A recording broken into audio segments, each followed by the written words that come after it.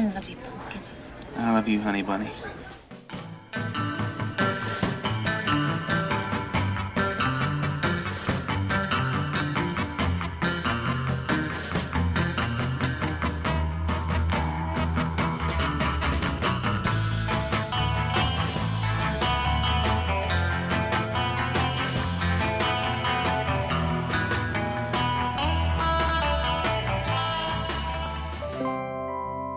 And now, Deep Thoughts.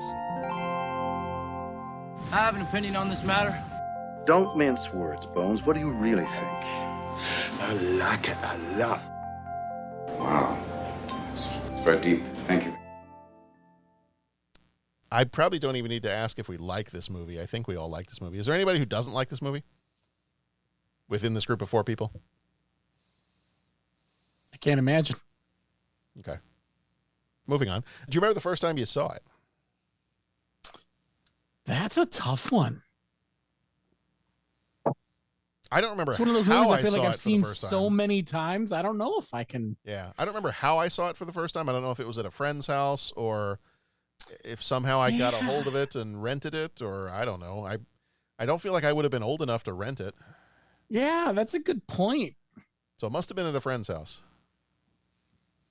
Because I've told the story before where I kept trying to find a VHS copy of this, and I spent years trying to find a cheaper copy than the $36 copy of the VHS they were selling at Suncoast Video. And I think I ended up biting the bullet and paying close to $30 for it. Oof. And then Pat, I think I was telling you this story a little while ago, and then like a day or two, maybe a week after I had gone past the date where I could have returned the video to Suncoast, I then ended up finding it somewhere for like $12. Mm-hmm. But I spent a really long time. I don't know. I can't spend $36 on a VHS copy of this movie. I really, really like this movie, but I can't justify that. And then I think it went down to 27. I was like, I mean, I can't still justify $27, but it's better than 36, I guess. And I'm not going to find anywhere cheaper. And then like a month and a half later, I find it somewhere for $12. Oh, That's okay. cheap. It was it was an extra month and a half I got to enjoy the movie. So Yes. and I have seen this movie many, many, many times, and there is so much of this. I can't quote it the same way I can quote Star Wars, but there's a good portion of this movie that I can quote. Yeah. I think I first saw this in college. Okay. I know I didn't see it in high school. I remember hearing about it and like the different scenes, and I remember people talking about it and just being like, dang, they put that in a movie? You can do that? That kind of stuff happens? Really? Like, just you'd hear rumors, and then or not rumors, but people would talk. And like I said, I never really saw it in high school, and I think it was when I'm pretty sure it was when I got to college, and maybe the first or maybe probably the second year of college, because that's when this guy moved in. He was in the music school. He's great musician, trombone player, really knew tech and all that kind of stuff. And he was big movie guy. And he'd be, Pat, you say you like movies and you haven't seen. And so we'd hang out and he'd catch me up on all the movies I need. But I want to say that was Reservoir Dogs I saw first, and then Pulp Fiction. And so I think I saw it like early on in college for the first time. Yeah.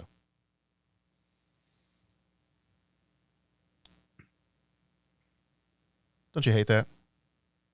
So I think Comfortable silences. Yeah, I want to say I saw it in a theater. Okay. Then I went back and saw Reservoir Dogs on VHS or whatever at the time. Like we got that from the video store because it was, he had another movie out. Oh, it was this movie. And then we went back and watched that. So I think Pulp Fiction was the first one. And I want to say it's at the theater. I would have been when I was 23. So that's a more doable, And then saw it at home as well, and at least again multiple times. But I think the first time probably would have been the theater because it got so much buzz, and it was Academy Award, all that stuff, wasn't it? All like wasn't. What were the nominations for this film? I was going to look that up offhand. It was nominated for Best Picture. It was nominated for Best. Travolta was nominated for Best Actor. Was. Yep. Samuel Jackson was nominated for Best Actor in a Supporting Role. Uma Thurman was Best Actress in a Supporting Role nominee. Quentin Tarantino was nominated for Best Director. It won Best Writing, Screenplay, and it was nominated for Best Film Editing. Yeah, so I want to say that like I used to have kind of this mindset that when things got nominated, I would typically go try to see those at the theater. Mm-hmm. And this might have been, I don't know if this was re-released back. Like I wonder if it was out of it. Like I don't remember seeing it before it became big. Yeah. I remember it being big first and being like so that's what I'm trying to pinpoint if it was like still in the theaters. You know how like when something's nominated, often it goes back in the theaters. Mm-hmm. Or was it originally from the original run in the theaters? I honestly don't remember that. Yeah. But I know that it was like big buzz, Travolta's film back, and we would have gone and seen it based on like all that type of stuff. So yeah, it's weird that I don't quite remember, but I want to say it's the theater. Yeah. I just don't remember original run or if it was like the Academy Awards, but I remember it being a big deal because of all that drew attention to it, obviously.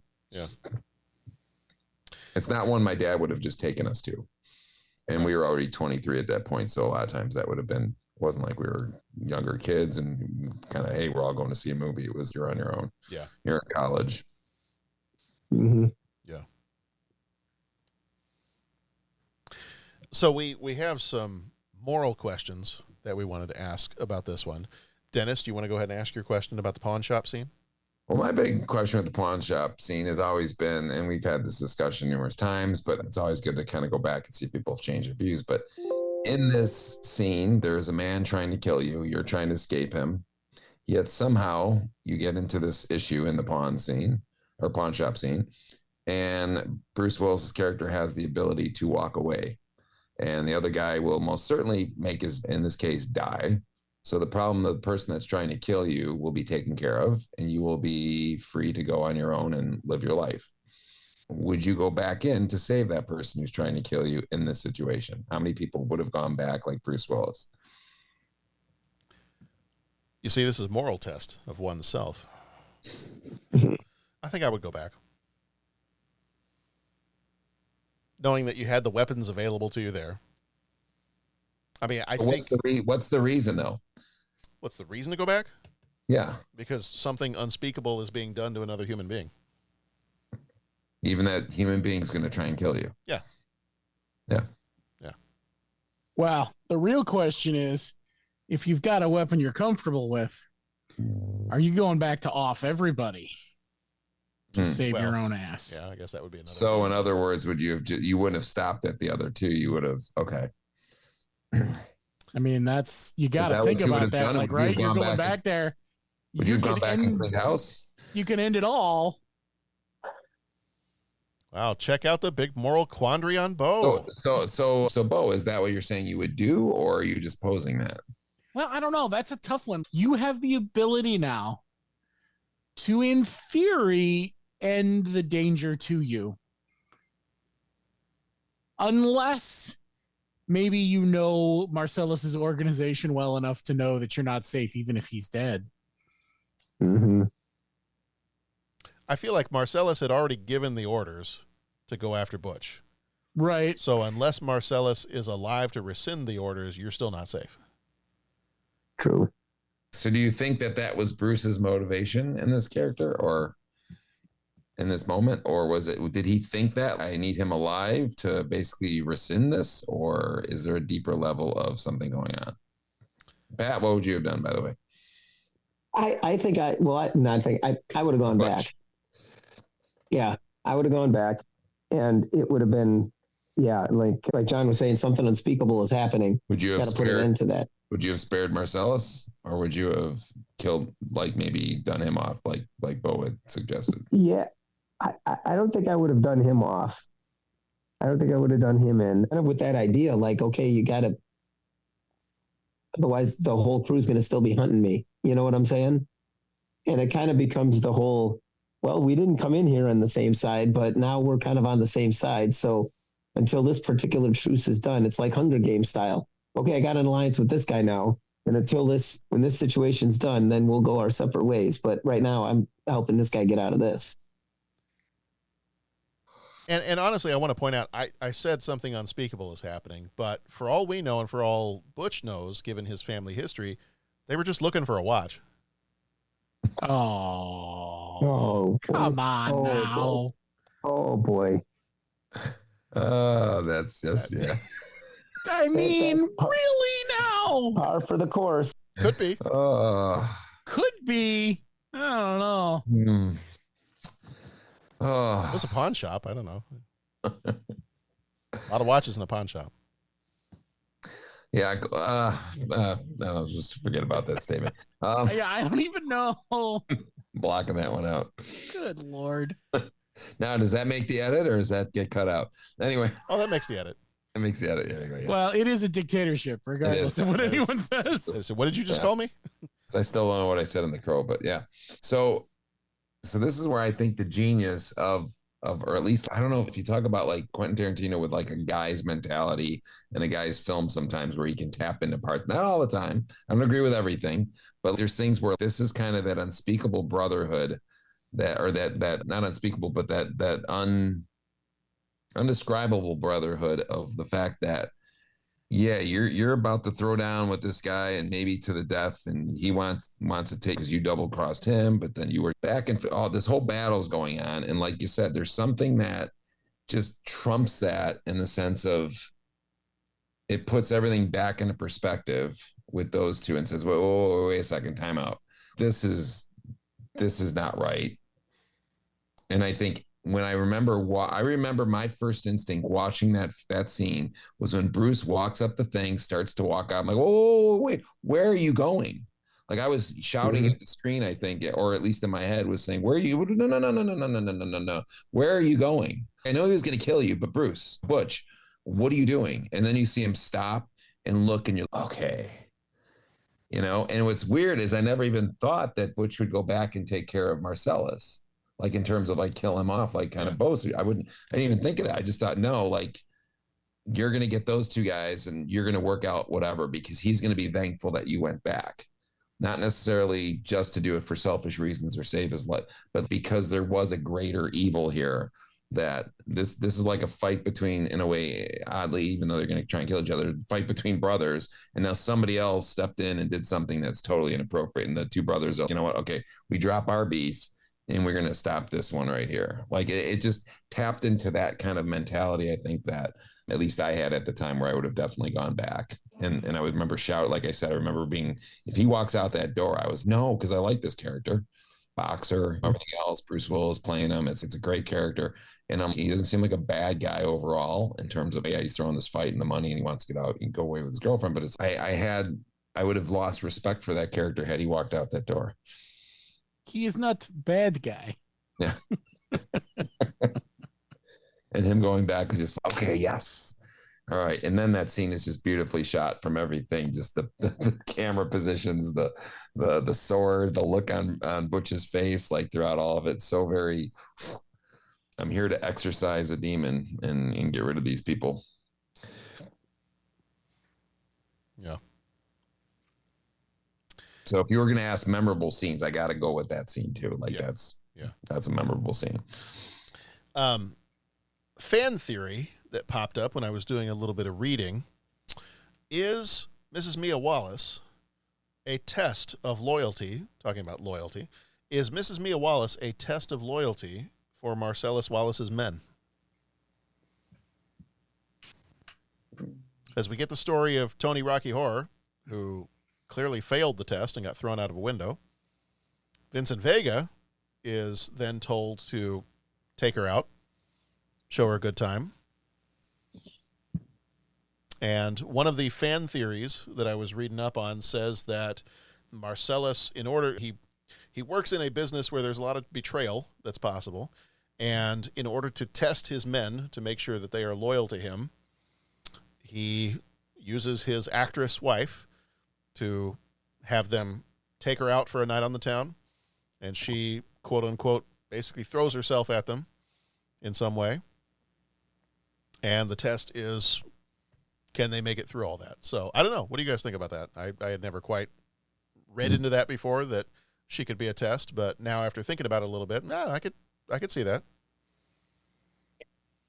It's an interesting hypothesis. I mean, it fits in. It makes sense. It's an interesting take. Yeah. Because it does make sense. When he kind of reluctantly brings up the story of Antoine, Tony Rocky Horror, she kind of has this little look on her face, like pretending not to know what he's talking about, when she very well knows what he's talking about. And her whole thing about the only time Antoine touched anything of mine was when he shook my hand at my wedding. That doesn't necessarily have to be true. She is an actress, so she could be lying about it. Right. You know, so maybe he did give her a foot massage and maybe he tickled her. That's right. I mean, Jules don't be tickling her nothing, but. Well, that whole scene about the foot massage, it was just like also a conversation starter for so many people. Yeah. Like, I don't know how many people, I know I had dialogue with friends, with family, with spouse, with just everything about what about the foot massage? Yeah. Is that a thing? And I'm like, and that whole scene where Jules is the one telling Vincent about this, he's telling this whole story once he finds out that Vincent has to go take her out because Marcellus is going to be out of town. What the fan theory says is that Jules has already passed whatever the test was, and that he's kind of doing this as a heads up for Vincent to be like, hey, let me tell you this quick little story here. And that's kind of his way of not coming right out and saying it, but basically saying, hey, watch yourself. It does sort of seem Right. like Jules sort of has the inside track on the business and Marcellus, almost as if he's been there the longest, right? Well, because he can say some stuff to Marcellus that I don't feel like anybody else could. Oh, that whole interaction before he calls the wolf. Yeah. No one else gets away with that without getting destroyed. Yeah. That in and of itself probably is some divine intervention. Yeah. Yeah. Interesting. No. Yeah, I'd never thought of it that way until I was reading that fan theory. I had never thought of it that way. But then that also kind of goes to, Bo, I think you mentioned the deleted scene where she's got the videotape and she's interviewing him. Yeah. And that kind of goes a little bit to maybe Marcellus wants some evidence of his men being loyal. And so she pulls out the video camera and pretends to be an actress playing with a video camera so she can get some evidence of the fact that she went out on the town with him and was asking him questions. And so Evidence of the foot massage. could be, yeah.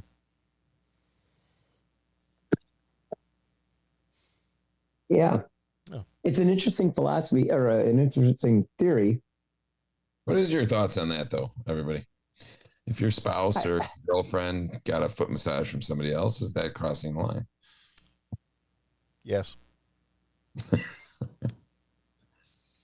mean, I'm not saying I'm throwing somebody out of a 4-story window, but Maybe a 1.5 story window. You happen to know you can survive that? probably, yeah. Does it also depend on the relationship of the friend? Complete stranger? Yes. What if it was a friend of the family that you've both known for 20 years and, oh, my foot hurts and I give a good foot massage. Hey, can you rub my feet? Is that automatically sexual or is that? This is sounding oddly specific, Dennis. Pat, what happened? No, it's not. But Pat, Dennis, what happened? Dennis, do you have a story you want to share? Did something happen with you and Pat on one of your trips to a cross-country deal? Yeah, picture 20, somebody you've known for, I don't know, 30 years, 20 years. And you all went and you worked out, you come back and, and Well, Tammy's feet are hurting. here's the thing is I don't like people touching my body. So I have never gotten a massage anywhere in my, so to me, it's kind of foreign, but on the same token, I know that there's people, you were like, we run a race, you went and got the massage. I know that when Tammy and I got married, the part of where we took our honeymoon, it was like couples, well, not couples. That doesn't sound right, but it was something you got. That was a whole other can of worms. But I know that they would have like a masseuse. They come to the room and they're like, you can get a massage. And I took a pass. Well, she can have mine. So Tammy got like 2 days in a row massages, and I just went and. You were fine with that because it's a professional. Okay, so yeah, does that change it? Yeah, that's different. I guess here's my answer. I mean, I guess I would kind of. I'm not a kind of guy that thinks, okay, that's my wife, so I get to tell my wife what to do with her own body. So I mean, that kicks in. I guess it would be. Okay, I guess it would probably, the reaction would be a little bit more of a discussion. Okay, how do we define our relationship? Do you know what I'm saying? I think it's how do you define it? What do you define a massage? I mean, a massage can be multiple things, I guess, But well, and I think they illustrate that in the conversation. Are you comparing a massage to, I can't say it here, but I mean, it's incredible, right? And then when he's just, well, no, I'm not comparing it to that. Maybe there's a different kind of massage. Okay. And then what did he say? I am the foot massage The foot master. master.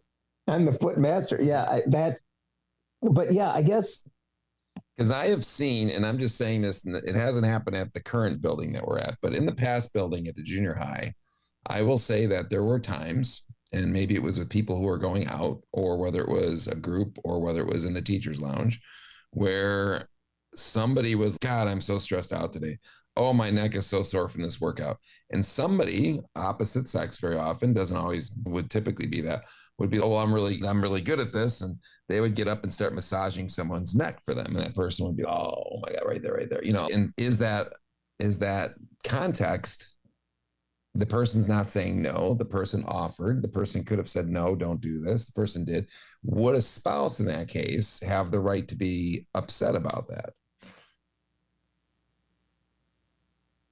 Because John, it sounds like you're saying yes to me. I'm just saying. See, to me, I look at it as like what Pat just said. I go run a race. My hamstrings are tight. My calves are sore. I'm hurting. There's going to be somebody there. If they're there and they give a massage, Pat knows this. There was a person at I think you were there that day. And I'm, fire it up, like get going, like get the knots out of my calf. I see it as a therapeutic thing. Now, can it be in a different context, something else romantically? Yes, it absolutely. But, it's clearly not in this case to me. So could somebody give Marcellus' wife a foot massage without it being something sexual or romantic? No, I'm in the Vincent Vega school of thought on this one. Okay. You touch the wow. Okay. See, I look at it as, okay, it costs a lot of money to get a massage. They're not cheap. It's a lot per hour. And I guess what? If I have a friend who's a plumber and I need some plumbing done, I could hire a plumber, or the friend could go, hey, you know what? Let me get that for you. And they would fix my sink, and I would appreciate that. Would you give with a massage? It's something sore, and somebody's going to massage you for free. Dennis, I don't know. Dennis, yeah. Would you give a plumber a foot massage? Depends what she looks like. Okay. See, you even you had to put a little caveat in there too. So, would you give a guy a foot massage? My feet are really tired right now. That I'd have to be paid for. Oh, okay. Yeah, it wouldn't be free. My father always said. My father always said, if you're good at something, never do it for free. No, I think there's a difference between a medical or therapeutic massage done by a professional versus Marcellus Wallace having one of his guys go take his wife out for a night on the town and then giving her a foot massage. Yeah. The only time I ever went to a chiropractor and had to get a massage, it was a very, very aggressively large and aggressive Russian woman, and it was probably the most painful thing I have ever gone through. See, I'm feeling some trauma maybe John experienced during this massage might be coming out in this conversation. Yeah. It's very aggressive. Yeah. And then I am finished the Bo Baggins. I did. Oh. And then that did it. Oh God. I did not go back. Yeah, that was the last time. On his hobbit feet. That's actually true, yeah. Yeah, I think my son is I don't know. I think you gotta just be careful. I think physical touch can mean a whole lot. Mm-hmm. And I think you gotta be careful. And if we're talking about like marriage and all that kind of stuff, I think there's a dichotomy there. You know what? I think you got to be careful because you don't necessarily lay claim to the other person's body, but in the same token, you do enter into a marriage, and that means that you are now with someone. So I think you have to be conscious of that other person's feelings when it comes to those things. You know what I'm saying? Mm-hmm. I agree with you. That's the interesting thing is because somebody might see that as different, but it's interesting if you don't see it as if you see it strictly as therapeutic and this is a sports massage. I know people that will not even like anyone to go to a sports massage. Like I've known people, no, you're not getting a professional massage from a masseuse, like a sports Swedish, they're like anything. Like there's people who will be, no, that's not happening because that is that is breaking the vows of marriage, some people will feel, and other people like it's a massage and it's healthy and it's good for you. So I think that's an interesting conversation again, that like Quentin Tarantino throws into a film and is something that we've been talking about for 10 minutes now. Yeah. Well, and it's the fact that it's a foot massage is also a slightly Tarantino-ish trope. Mm-hmm. Well, and Mia shows up barefoot to their night out with Vincent. So first thing she does when they get on the dance floor is take her shoes off. Again, very Tarantino. Because I will just say for all reflexologists out there that the reflexology foot massage is one of the most amazing things ever. If you haven't tried it, they got their technique down and everything. Oh, it's amazing. It's just the concept of it is crazy. The fact that it internal organs that it triggers, that it can increase the blood flow and like the concept of the whole thing it blows my mind, and it just highlights the way that the human body is like this interconnected system. I'm going to throw a name out there because when I was a lifeguard downtown and I was running and working out and boxing, like my feet, I had feet issues all the time. Sure. Like my ankles, my feet, like I just beat things up. It seemed like you're in baseball spikes, boxing shoes, like different shoes. And I remember going downtown to a place called Urban Oasis. It was not far from where I lifeguarded. And there was a place called Urban Oasis. And it was the first time I ever think I really got a professional massage. And I did reflexology. Her name was Taj. I swear to God that if I was ever a millionaire, I would hunt this person down and I would hire her as like, you don't have to worry about money for the rest of your life. You're just going to do reflexology for the rest of my life. And it's not a sexual thing. It literally is. I was so thirsty after, and they even predicted when you're done with this, you are going to be seriously thirsty. And you get out of there and it's what the heck just happened. I think of the scenes in My Life with Michael Keaton when he goes, what's going on? It was at that level. Now I've been to other ones that aren't as good and aren't as effective. That's why I always said I would keep and hire this person. It was amazing. It was just like, and there was nothing, like I said, romantic or sexual or crossing a boundary. And I think it would be sad that I didn't get to do that if a spouse or a partner, and I get the whole, you want to respect somebody's wishes, but it's kind of, is that irrational? Like it's literally a professional massage, and I don't know, and it's a foot massage on top of it. So I am interesting because of the effect of reflexology and how much I felt that helped me back then. I maybe that's why this topic is more of something to talk about. So I feel like it's not fair because you have an irrational insecurity that I can't do something that's good for me. That literally is like medically like beneficial for me. So it's just an interesting topic. But yeah. That's all I'm going to say about that. All right. Well, the game's afoot. Pat has never had a massage. I've never had a massage. Right? That's what I remember you saying at the thing. It was free post-race and he declined it.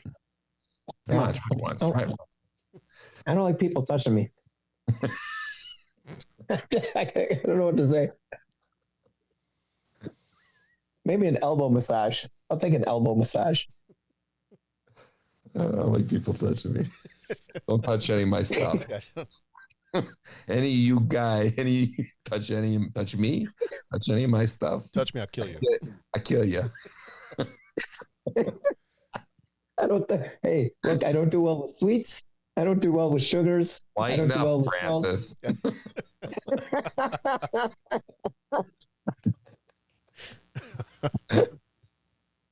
Oh, that's funny. That's funny. All right. Oh man, this is where we need the video podcast. We need Dennis. No. Doesn't Harold Ramis does that? Doesn't Harold Ramis who does that? Yeah, I think so. Yeah. When he's like talking about, like, hey, I kill you. You touch me, you touch any of my stuff.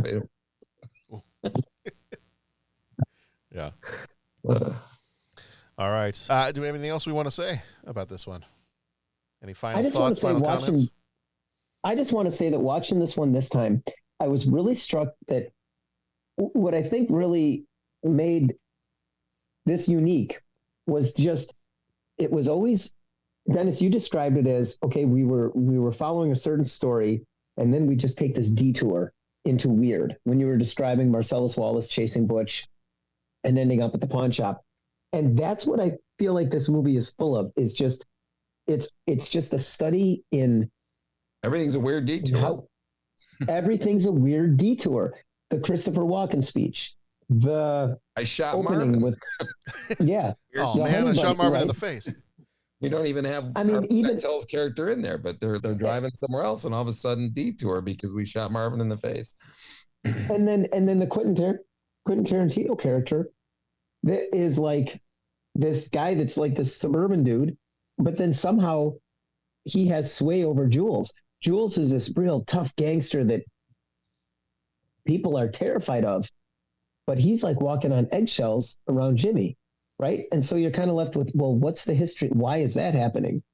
You know, these guys are these tough gangsters that are going to go in and like murder these other guys, but then they're getting into this conversation that's just about like regular stuff. Choosing a pilot. What's a pilot? Well, you have heard of TV, haven't you? Okay, well, a pilot is the show, and it goes through this whole explanation. It could just be a couple of guys talking, and now they're like these tough gangster dudes. So that's what amazes me about this movie, is just how it's that study in just a detour from, okay, we think we know these characters, and suddenly we're going a complete other direction. And I think that's part of the allure and why the movie works so well and why it seems so quirky, is that's the one thread that runs throughout, is you get all of those weird contrasts, right? Yep.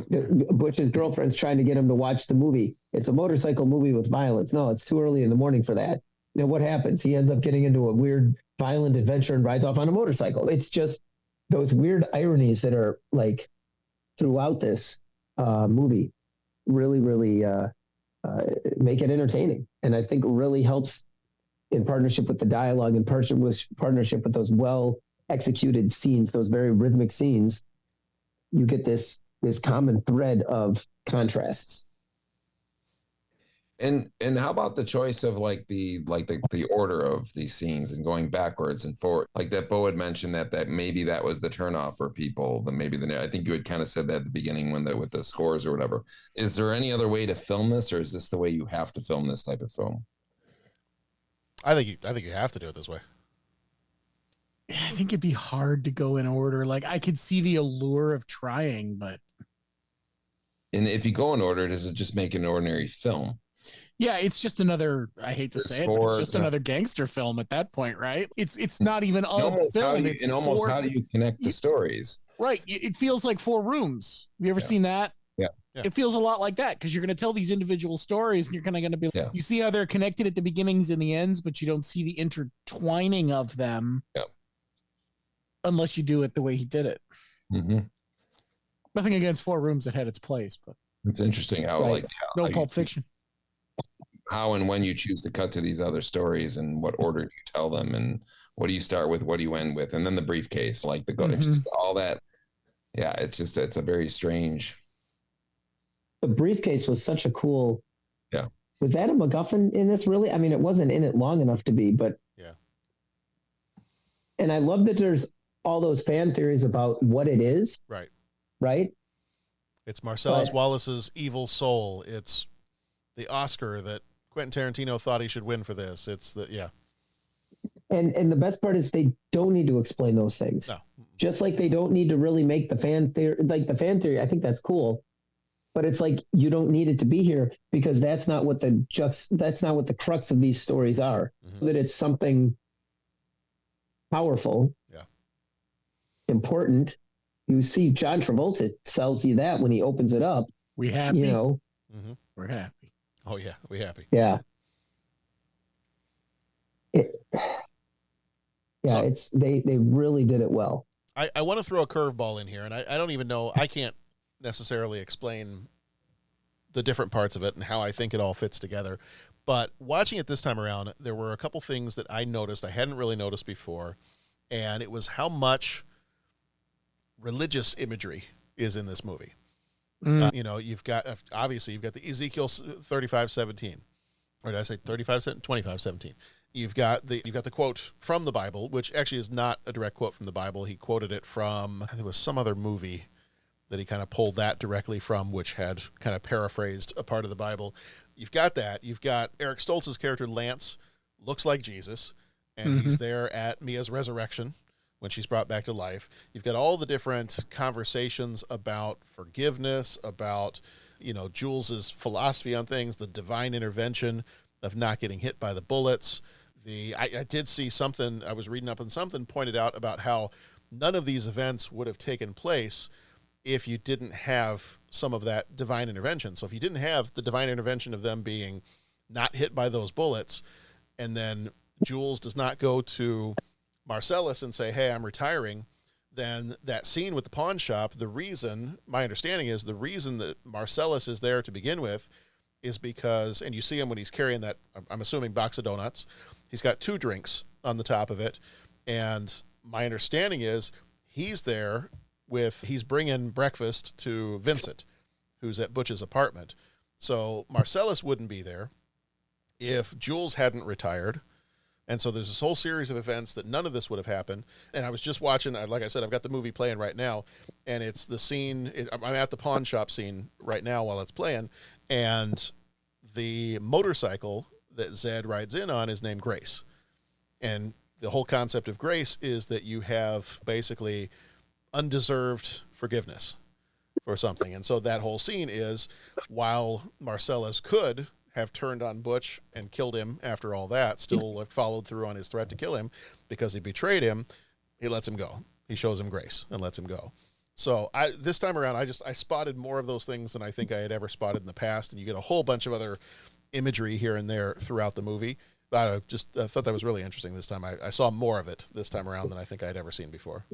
Well, you were mentioning there were some of the theories, and the one that I always heard was that it was like Marcel's soul that he sold to the devil. Yeah. I think they've always alluded to, like, what isn't the combination 666? 666 is the combination. And then it was the build. I had to look the movie up, but I remember there was also a reference because of Quentin Tarantino's love of film, classic films, and it was one from 1955 called Kiss Me Deadly, which includes a sequence featuring a cryptic box, one that is connected to the gates of hell and glows upon being opened. Yeah. So people have also said that's the one I've most commonly heard is that. Yeah. That's the only one that has any sort of circumstantial evidence or evidence possibly to point towards that. But like all the other ones, it's for the diamonds from Reservoir Dogs. Yeah. Some of the other silly ones, there's really no evidence for any of those, but you could, like you said, clearly see that. And isn't there something with, what did you say, what Marcelo's like something on his band of, I guess, he's got that Band-Aid on the back of his neck the whole time. Yeah, and it says something, and it's like isn't it like a religious or something sort of quote? I haven't looked that up. Let's see. What is Marcel's? There was something that I thought that he had on his head. Is it a headband or was it a Band-Aid? He had a Band-Aid. I didn't know it said anything. Yeah, I don't know that it says anything. He's just got a Band-Aid, and that always led to the soul theory somehow. Yeah. That's how his soul was. His soul was removed from the back of his head. Yeah. Yeah. Which always seemed a little odd. The real story is Ving Rhames has an ugly scar on the back of his neck, and he thought it would be too distracting in close-ups for the audience to look at it, so they put a Band-Aid on it. And the only trouble I always had with the whole soul thing was when Pumpkin looks at it, he's in awe of whatever it is. How the heck would he know what he's looking at? Maybe a human soul is just so beautiful. Sure. Yeah. Sure. Yeah. Would you touch a human soul, Bo, even if it wasn't? I don't know where I'm going with that. I was just gonna wait and see where you went with that because I wasn't sure where it was going. Would you give Marcellus Wallace's soul a foot massage? Does a soul have a soul? Yes. There's at least a double meaning and a triple entendre and a triple Lutz there. Yeah. A triple Lutz. Yeah. Wow. I haven't heard that in a long time. That's outstanding. I don't know. There's a lot of multiplication. That's actually extraordinary. What would you like to do next?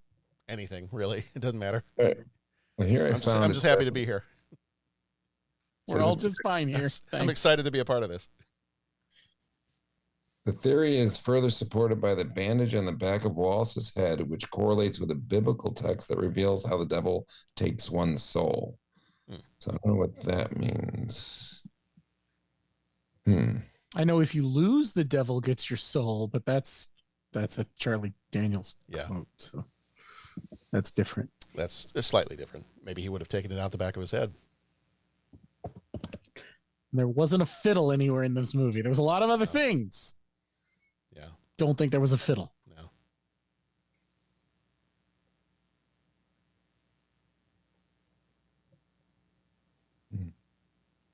Yeah, there's nothing in the Bible that talks about, well, I'd say there's nothing, as far as I know, in the Bible that talks about anybody like the devil taking the soul out of the back of somebody's head.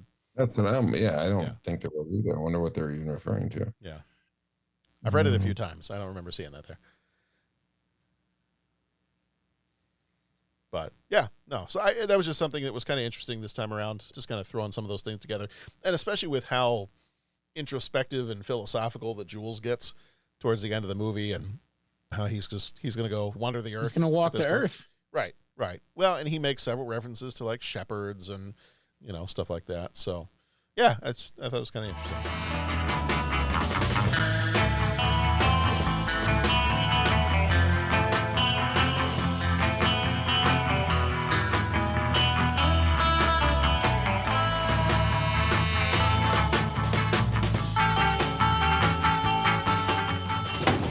He asks each traveler 5 questions. 3 questions. 3 questions. It's impossible to answer. Impossible because you don't know the answer. Nobody could answer that question. I want to ask you a bunch of questions. I want to have them answered immediately. What you just said is one of the most insanely idiotic things I have ever heard. At no point in your rambling, incoherent response were you even close to anything that could be considered a rational thought. Everyone in this room is now dumber for having listened to it. I award you no points, and may God have mercy on your soul. Question number 1. What is your favorite themed restaurant?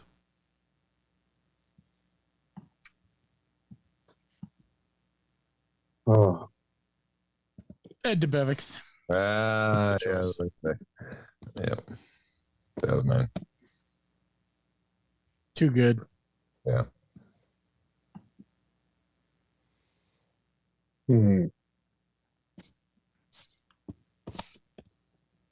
Something about being insulted while you eat. I don't know. Yeah. That was always fun. Although we went there one time, it was my sister's birthday. We went there and one of her friends got licked by the waiter. Ew. So that's a little much. They took it a bit too far. Yeah. Yeah. It wasn't even the Chicago location. I think it was the Deerfield location. Wow. Like, that's a little intense for the suburbs there, buddy. They should have stopped at a foot massage. Well, right. Exactly. Well, and even more awkward than that, these were probably all 13 to 14-year-olds too. Ooh, yeah. That's so. It's a little strange. I described Jackrabbit Slims to my son and talked about how they had replaced the inside of some classic cars with booths, and that's where you ate. And he kind of looked at me. Can we go there? Where is this at? That's awesome. Not a real place. I do feel his thought process there, though. Yeah. The more I see this movie, the more I want to go to there. Yeah. Yeah. It's the concept's kind of cool. I did try to Google it, and there was a place called Jackrabbit Slims in Milwaukee, but I don't believe it's quite the same as the Pulp Fiction one, and it's not open anymore. Yeah. And you got to figure, I mean, let's be honest. Like most theme restaurants, it probably has a pretty short shelf life. It's not going to last long, yeah. Yeah. But the concept I like. Mm-hmm. Yeah. I tried looking, and I don't know if I found the correct one. I don't think I did, but there's been a couple names, and none of them are clicking with me. But I remember as a kid being at a restaurant with a kind of more of the train theme, and the food was delivered by the train. Oh, the choo-choo. Is that what it is? The choo-choo? I've looked up. I don't remember that's the name of it, though. Yeah. Yeah. Right in like Displains or it's Displains, right? yeah. Displains, that's the choo-choo restaurant. Yeah. Maybe that is where I was at. I thought I did just that name did not ring a bell, but I remember being at a place as a kid where that happened, where the food, I was just super cool that the food came out on a train. So I don't know if that would count as a runner-up. Oh yeah. But I would have had the Bevix too. I would have to confirm with my wife, but where my sister-in-law lives down in Forest Park, there was a restaurant that if you were seated at the counter, it was a big counter, but if you were seated at the counter, your food does still come on a train. Yes. Yeah. If you were at the table, it was standard waiters and whatnot. But the train was always moving around. Yeah, there's a place in Forest Park that still did that as of, I'm going to go ahead and say 10 years ago, but it was a while ago when I was there, so it might not be there anymore, but it was pretty fun. Anybody have any else? Because I'll throw a third one that just popped. Yeah, I mean, I had three. And then I had two more. The one I said, the choo-choo train, and then there's one more. That's a kind of my favorite. What, like growing up, as soon as we moved here, I think for a couple of my birthdays, we went to Michael Jordan's restaurant. I always like going there. But as a kid, when we lived over in England, for a couple of birthdays while we were over there, I absolutely loved Planet Hollywood, and I wanted to go there for as many birthdays as people would take me there. Just getting to see the movie memorabilia stuff, and yeah. So I'd probably say Planet Hollywood out of all of them. Pat, any to add or no? Or I'm the Harry Carey's. If you've ever been in one of those, they've got some nice paraphernalia. Well, and a lot of the Portillos too. I mean, they're all either like a 50s diner or a 40s restaurant or Did we lose Pat?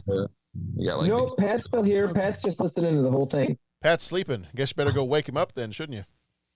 I mean, I'm gonna throw the one that I used to like taking the kids, and it has some, like, the food's not great or anything, and it's kind of pricey and in some ways, but I always got a kick out of Rainforest Cafe too. Oh yeah, sure. Rainforest Cafe is fun. Yeah, I thought that was a fun one with the kids when we got little kids and the stuff goes off and the lightning, all that, everything was happening. It was always fun. Yeah. The sounds, and I thought it was pretty cool. The Hard Rock. Those are my three. Yeah, Hard Rock. Yeah, Hard Rock downtown is actually kind of fun. Like, if you give yourself time to walk around and look at some of the stuff, it's kind of cool. There was some of the stuff they have. One place I really, really want to go to. I did not get a chance when we were down there a couple of years ago because it was kind of on the tail end of some COVID stuff. Is when we went to Galaxy's Edge, I did not get to go to the Cantina. And I would love to go. That was really one of the only places I wanted to go while we were there, and I did not get to go.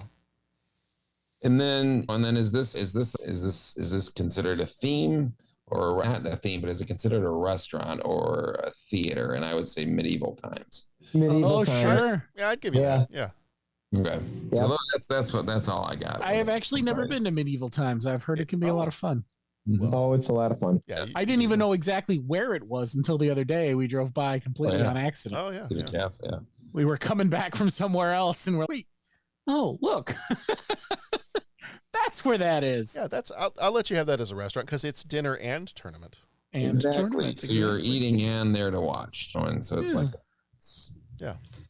okay. That's what I got. Okay.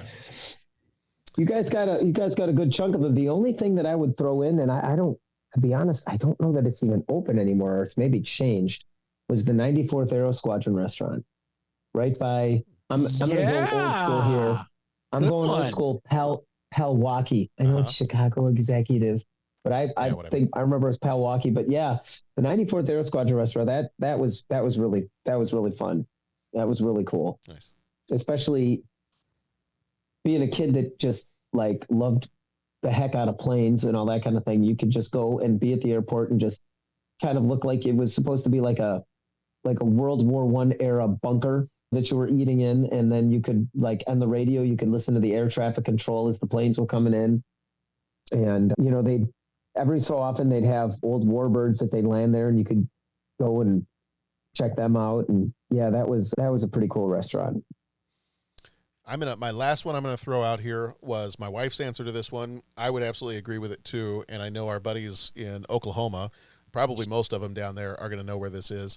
The Silver Dollar City theme park in Branson, Missouri, has a mine restaurant where you go down underground, and it is all the rock walls, everything else. It looks like you're in a mine. You even get tin cups for your drinks. And the tin cups were always awesome because I would always get a tin cup with lemonade, and that tin cup keeps that lemonade nice and cold the entire time. But yeah, that was a fun spot too. We'd go to the mine restaurant. All right, question number 2. There's one more restaurant I'll throw in, and it was called Hot Foot. And Hot Foot was where you got these sandwiches and you got a foot massage at the same time. I was going to ask, yeah. Wow. Yeah. Oh, jeez. Yes, I was going to ask about that. Would you give a guy a sandwich? I couldn't foot the bill. Oh, anyway. there you go. Oh, thank you, Dennis. I see nobody else will do this, but Dennis is here to toe the line with me. I just stuck my foot in my mouth. Mm-hmm. Anyway, yeah. All right. Well, I think after that we all need a little bit of time to heal. So let me go to question 2. Favorite Uma Thurman role? This one was harder than I thought it was going to be.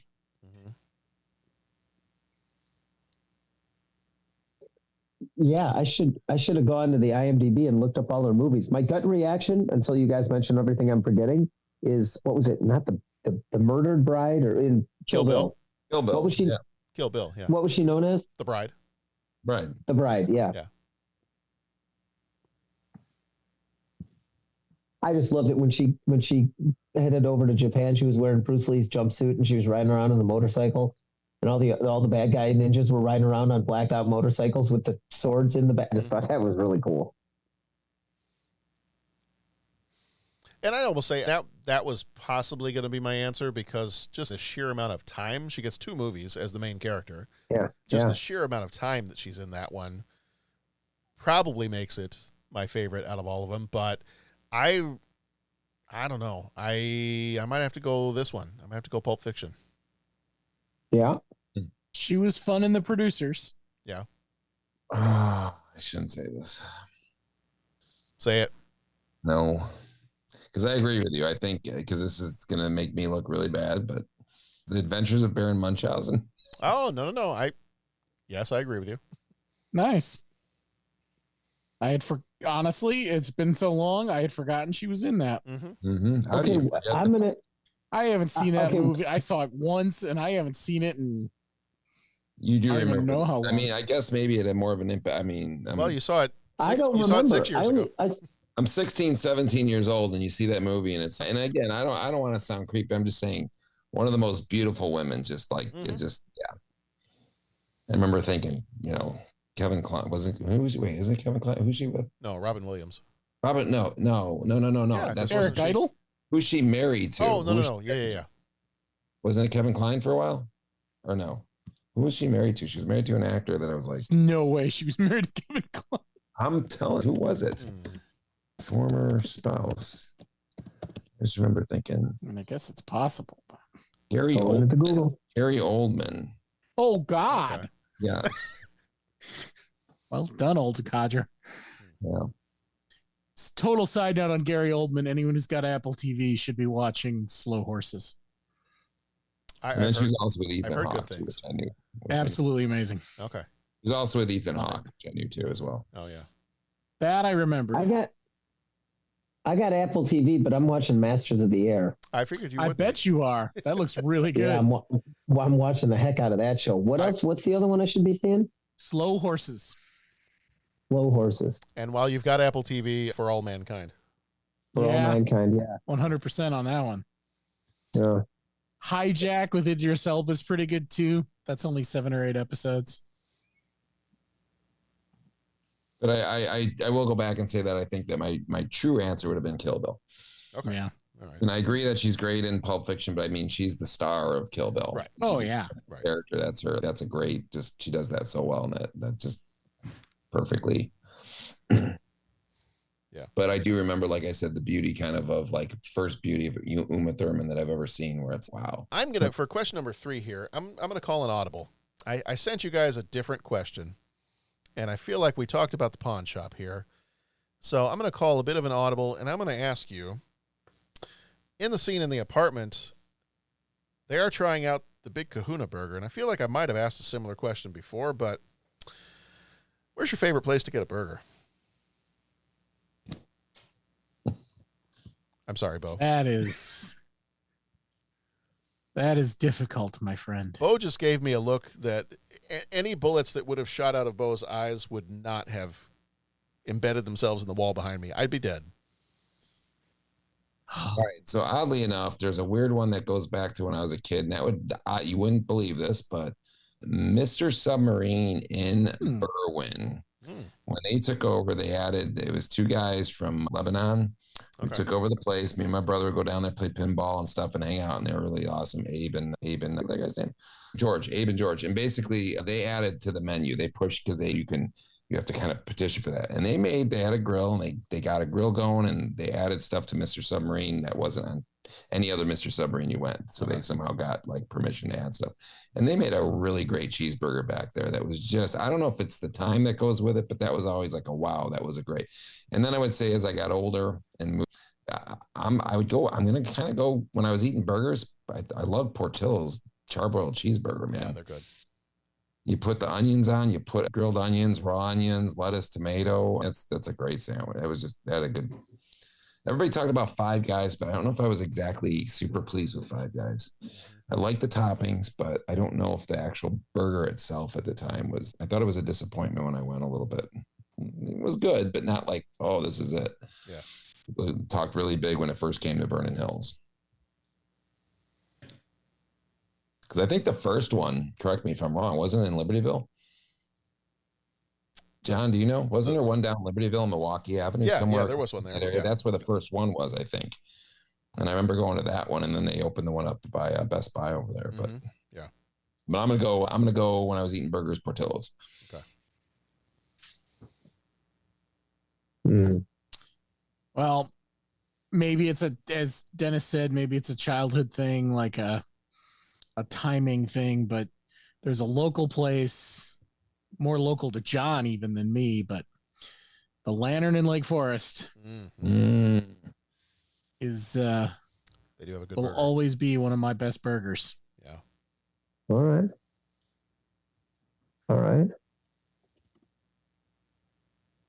Yeah, the Lantern does have good burgers. My answer, I got to go back to my roots for my fast food answer. My fast food answer would be Whataburger in Texas. Okay. That's my fast food answer. Bo, you threw me a curveball with the Lantern there. You started this mess. I don't think you get to complain. I know. You know what?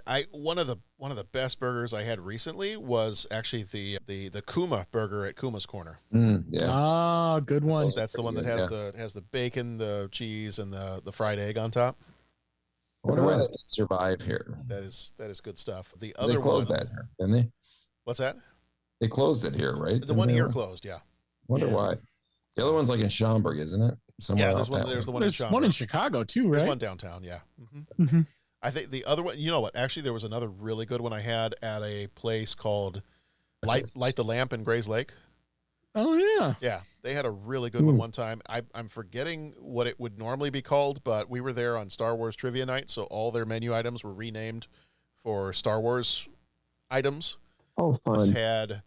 This burger had, I feel like the burger had cherries on it.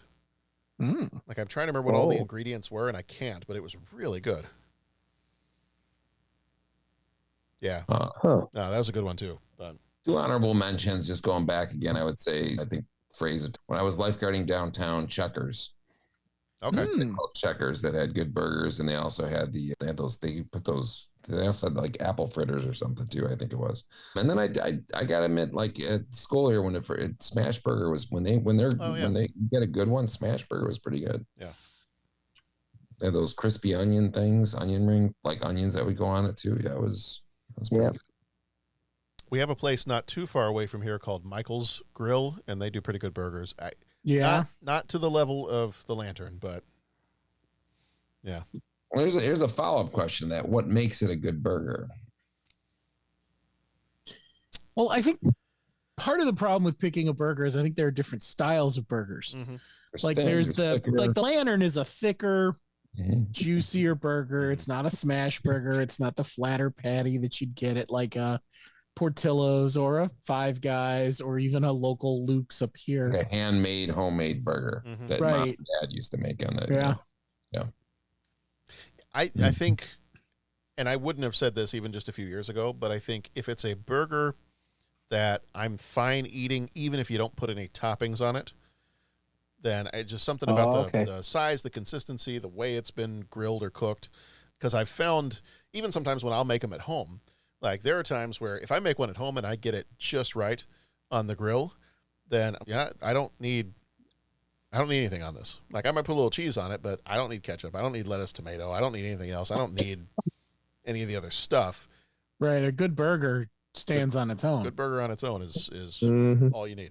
And I've done that once or twice here at home on the grill, and yep, nope, I don't need to. I have a plethora of toppings in front of me. I'm not using any of them. Do you know? Would you say I have a plethora? Oh yes. You have a plethora of toppings. You have a plethora. The movie is still playing off to my left over here, and I'm thinking that maybe for Halloween one year I'm going to decorate the inside of my car with a bunch of quilts. Oh, geez. And just wear a black suit and tie. I might do that one year, just for fun. We'll see how it goes.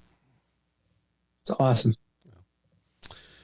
All right. Let me also ask the follow-up question in case anybody else is wondering. Where is the best place? And I have not experienced this, but where is the best place for the vegetarians in the group to get a good veggie burger? There's a place out in California in San Diego called Plant-Based Power. I think it is Plant-Based Power, something like that. Was it Plant Power? Hunter yelled it out, Plant Power. And it's kind of the Mission, I want to say it's a Mission Valley section. Okay. And they have really good shakes too. Like nice. You don't realize you're eating plant-based when you're there. Really. It's like shakes are excellent and the burgers are really good. Yeah. Is it a $5 shake? Is it a $5 shake? Great minds, Pat. Do you mind? California. Do you mind if I try a sip of that shake? Wow, man, it's a pretty good shake. I don't know if it's worth $5, but it's pretty good. Mind if I have some of your tasty beverage to wash this down? Yeah, where would you say? Have you gotten anything? Yeah, you know what? Like most of the times that I found a good, and there's different takes on that. I mean, one is like a meat substitute thing where it's like an Impossible burger or something like that, where the consistency is more similar to like red meat. And then there's the other kinds of burgers where you make the patty out of different things, which each to their own, but sometimes that's more exciting because you can, and I'm just saying that I know that there's a whole group of people out there that I said something that love their regular hamburgers, that when I say, hey, this is exciting with a veggie burger, and they're just cringing. I think there might be several of our friends from Oklahoma that might be ready to give me a hard time when I say excitement equals veggie burger. They were razzing me pretty good a little bit about that. Have you ever watched Parks and Rec? Only parts of it, like occasionally. There is a scene where Rob Lowe's character is trying to bring healthier foods to the commissary at the Parks and Rec, and so he and Ron Swanson have a burger off, and he fixes this like ridiculously healthy veggie burger, and he has spent years perfecting it, and he presents it well on the plate and gives it to him. Everybody's, this is amazing. This is great. This is it. And then Ron Swanson walks in with like a plain burger on a paper plate, and like throws it in front of everybody. He's like, here, just try this. And everybody tries it. No, yeah, that's much better. That's amazing. Yeah. But Pat, when you mentioned the kind of the fake, like the Impossible or Beyond, whatever. What was the place in the mall that closed? Hunter, what do you know? You worked there. Hunter. What was the place in the mall? It was right on the edge of like opposite the theater. Like it was there for a while. People used to go there for after school activities too, like teacher stuff. Yeah, I remember that place. Remember that place? It was some with a C, wasn't it? It wasn't the Irish place. No, it was the same. That's the place that kept Flame Company. Flame Company. Flame Company did a really good Impossible burger when it first came out. When Pat talked about the juiciness of the bleeding, bleeding like a real burger type of thing. Yeah. Theirs in the beginning, that was some of the first ones. I know it's not good for you, really. All that stuff's not that good for you anyway, so it's not really a great alternative. But man, that sucker tasted good when they made it on and it was good and it wasn't overcooked. That thing was fun. If you overcook those, horrible. If you cook them right, they were just literally you thought you were eating. I mean, it was good. I have to say, for all of the fast food attempts at Impossible, the one that I found and I think it has to do with the fact that it's a sausage, not a burger patty. So a sausage can It's almost more about the spices in a sausage than it is about the meat itself. The Impossible sausage patty at Starbucks of all places. On their breakfast sandwich is really I get good. that. Yeah, I've got that. It is pretty good. I was shocked. I was, okay, I can do that. That's but as far as burger patties, I think it's when you get like the veggie burgers that are not like the substitute ones, but like the veggie ones that are made when they're like black putting bean together patties like and that sort of thing. Black bean patties and all sorts of different ingredients that go in there. I really like the tastes, and then they usually come up with some pretty awesome toppings. So it's kind of like the full. And it's always been that way for me for hot dogs and burgers, and even going back, it's always been like about, all the different tastes that go in with all the toppings that you put on it. You know what I'm saying? Think about some of these places like Twisted Burger and whatnot. There's so many flavors going on these burgers. You're not even tasting the burger when it's all said and done. I mean, it's all about all the stuff. Yeah. But I think anywhere you go to like brew pubs and they'll come up with their own recipe of a veggie burger or garden burger or whatever you want to call it. And like I said, I just tend to like the patties that are made up of different kinds of beans and other spices and sprouts. You like your bean burger. Some good mushroom burgers that are made out of a mushroom. I've had some good mushroom burgers over the years. Might even be, is it Twisted Burger? There's one of them. It's either Twisted Burger or the Bulldogs that was in Wakanda. They used to have a really good veggie patty that a friend of ours really liked. And basically they would make any of their burgers with whatever patty you picked, right? Yep. I just can't remember if it was Twisted Burger or Bulldogs, but one of them had a really good veggie patty. Yeah. I think it was black bean base, but there was other things in it, Yeah. So I wish I had a go-to place, but I kind of like to explore, the different places I go. Hey, what's the veggie burger like here? You're a Renaissance man, Patrick. I am a Renaissance man. That's exactly right. He doesn't like to be touched, though. I don't like to be touched. I'm not down with that. Renaissance man all you want, but don't touch him. Yeah. That's going to do it for this one, guys. This one has been Pulp Fiction, the 30-something movie podcast. If you want to find more of our episodes, head over to 30podcast.com, where you can see the rest of them over there. We are at 30podcast on most of the different social media outlets out there, so go check us out on whatever they're called now. I don't want to date the podcast by giving actual names, because who knows? They might be named something different next week. We've got coming up for the rest of the month of February. We're almost done with February. Our Patreon episodes are Revenge of the Nerds and The Color of Night, the worst film from the Razzies in 1994. This week has been Pulp Fiction. Last week we did The Specialist. The week before that was The Crow. And then The Lion King is coming up next week. In March, it is our month of What Evil Lurks in the Hearts of Men. Rear Window is our Patreon, and Felidae is our Patreon short from 1994. We've got The Shadow, Clear and Present Danger, Natural Born Killers, and The Shawshank Redemption. So we got a lot of good stuff coming up over the course of the next several weeks or so. So, as always, and this was a fun one to talk about. I have always enjoyed this movie. First time I saw it, this was the first Tarantino movie I saw, and so I think because of that, it solidified its place as probably being my favorite. But yeah, I was looking forward to talking about this one, and glad that we got a chance to talk about this one together. So, thank you, gents. Yep, thank you. Thank you, John, for putting it together. All right, everybody. Everybody, be excellent to each other. Go watch some good movies, and we will see you back here next time.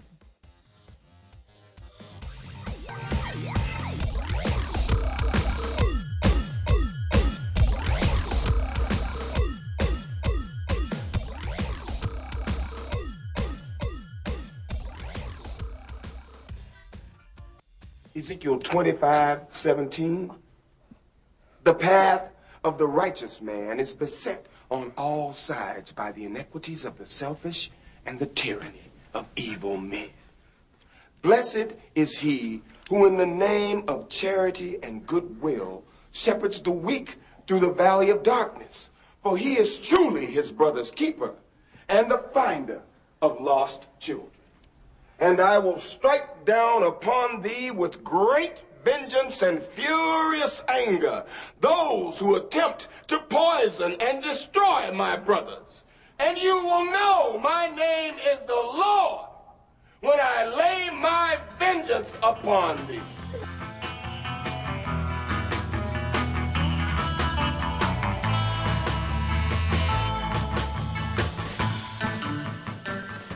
Fasten your seatbelt. I am taking you for the ride of your life. I'm going to show you what this car can really do. Are you ready? I am ready. Hang on. Okay. Here we go. Hold on to your butts. Forget him, kid. To infinity and beyond. It might be a tumor. It's not a tumor. It's not a tumor at all. So you can go ahead and ask me what you're going to ask me, and my natural response could be to get offended. Well, fine, let's talk about it. Any thoughts of your own on this matter? Or is that your thing? You come into a bar, you read some obscure passage, and then pretend you pawn it off as your own idea just to impress some girls? Just another American who saw too many movies as a child. Yeah, well, you know, that's just like your opinion, man. All right, all right, all right. You're listening to the 30-something movie podcast. One movie each week, 30 years in the making.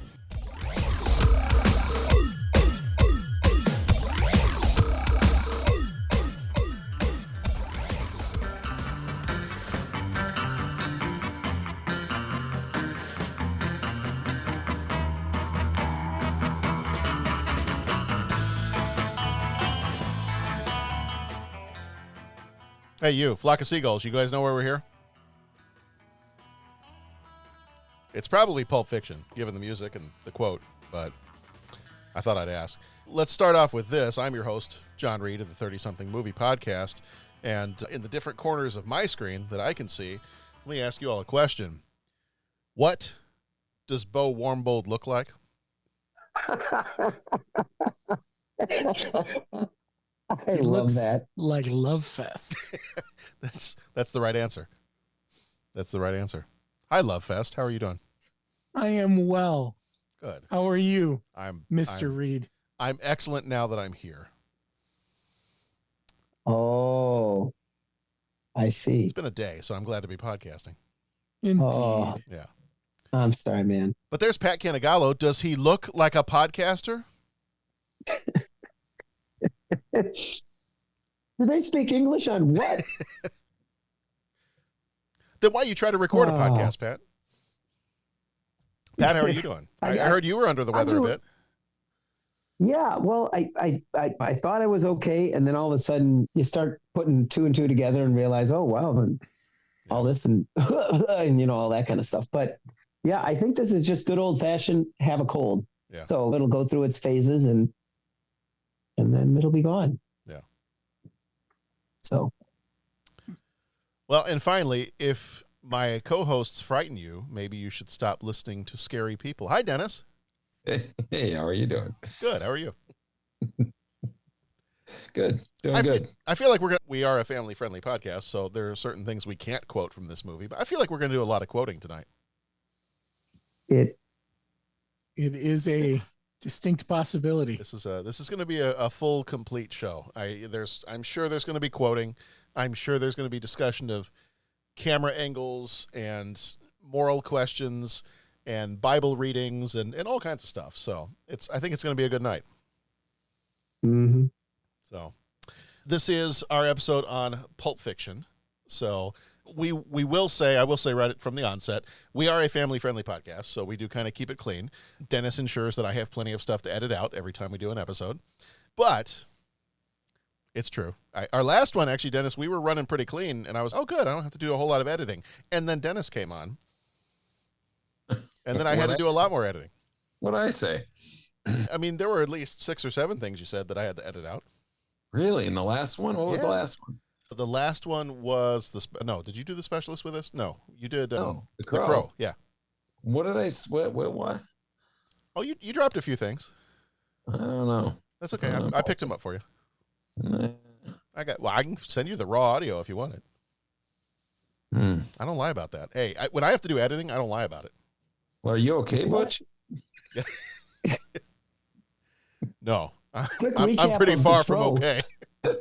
Quick recap of the show. You lost your two things.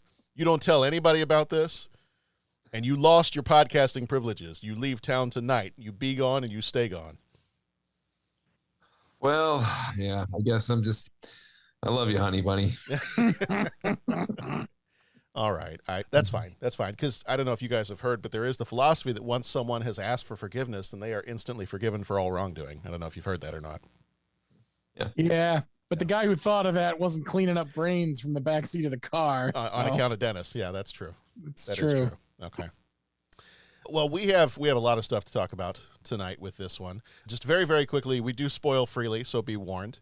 What I was about to say was, while we are a family-friendly podcast, this is the movie Pulp Fiction. So I'm sure some of our discussion will veer towards the more adult themes in the movie. So just be aware of that. So if you're used to listening to the podcast in the car with the kids, maybe not this one. So, yeah, just be aware. We're going to keep it clean here, and it'll be edited for content, but just be aware. It's Pulp Fiction, so it is what it is. Make sure you also visit our website, 30podcast.com, where you can leave a rating, a voicemail, become one of our co-executive producers on there via Patreon, where there's a bunch of bonus content, bonus episodes over there, all kinds of fun stuff. Even just from this year, just the last month or so, we've had Seven Samurai. We did the episode Seven Samurai on our Patreon a little while back.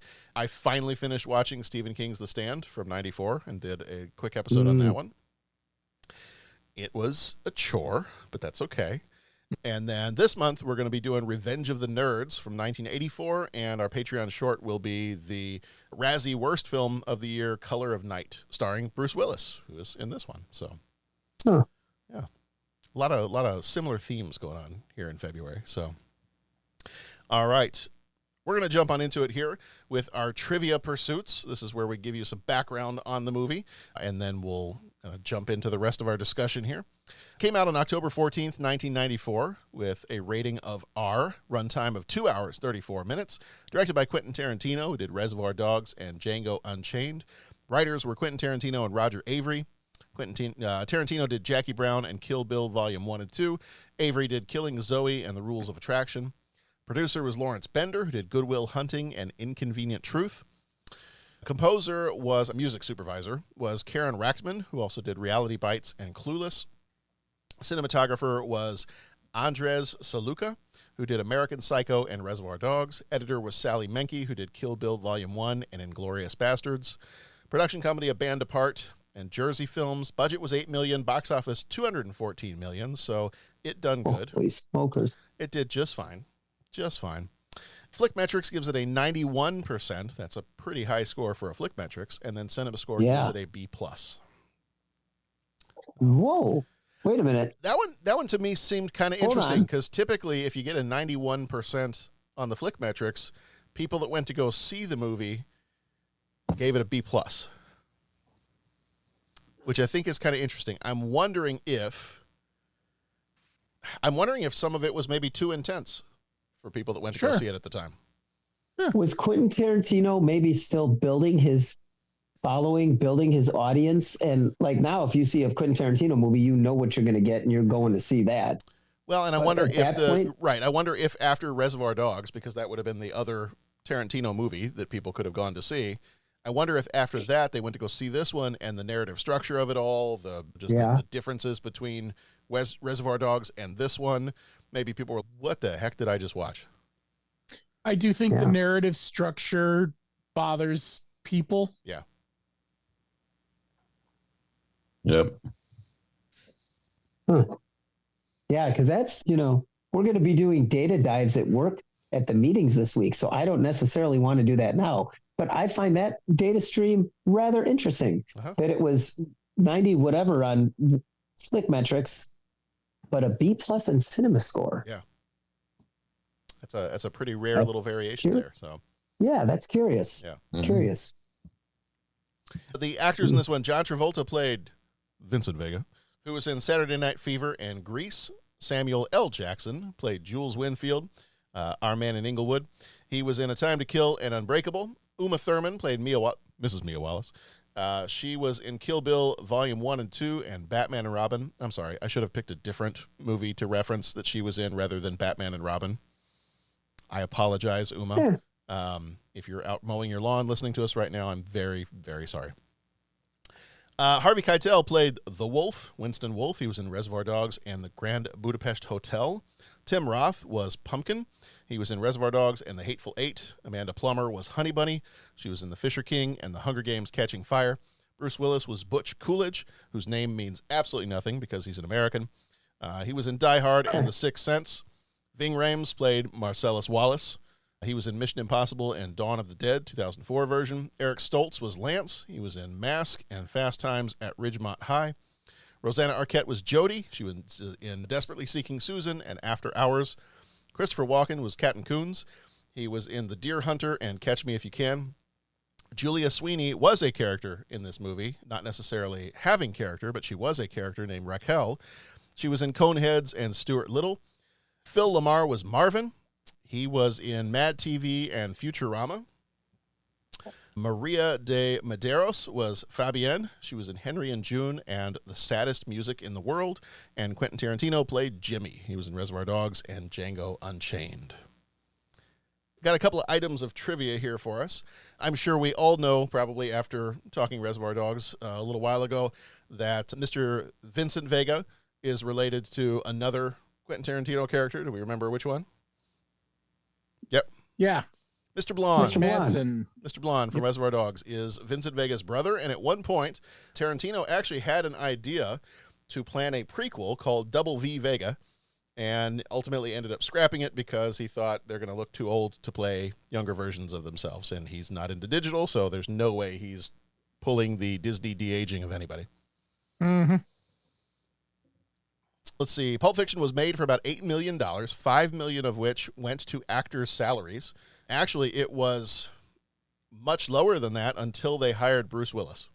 That was what caused the budget to kind of balloon to what it was.